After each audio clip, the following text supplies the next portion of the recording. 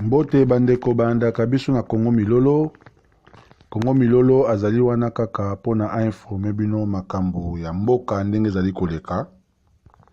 Boyebi yango ba ute kokanga ndeko Elezier na ba circonstance oyo bakangeli ye biso ba Congolais. Congo Milolo azali kokondane ba acte wana ezali inhumain. Quel que soit problème, beaucoup n'a même pas convoqué Moutou, botindeli ye convocation, à kepe ko se présenter yé moko, sans que boya, bozoye na bureau na ye, bokange bokei na ye, le quoi criminel.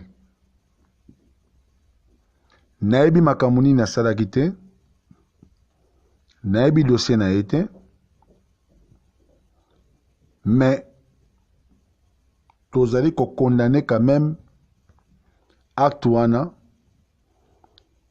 ya mutu moko boya fundi yo parce que azali au placé, parce que azali na ba puis ba soutien moko suprême aye azuyo akangi yo akena yo ba condamner yo oke makala, oke nini, akobe sofimbu, akobo misayo.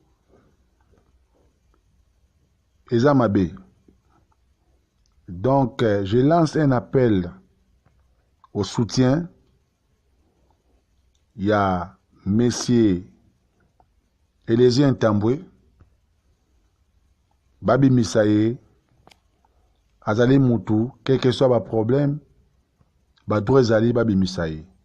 Natiki bino. Tous tenir de Ronabiso.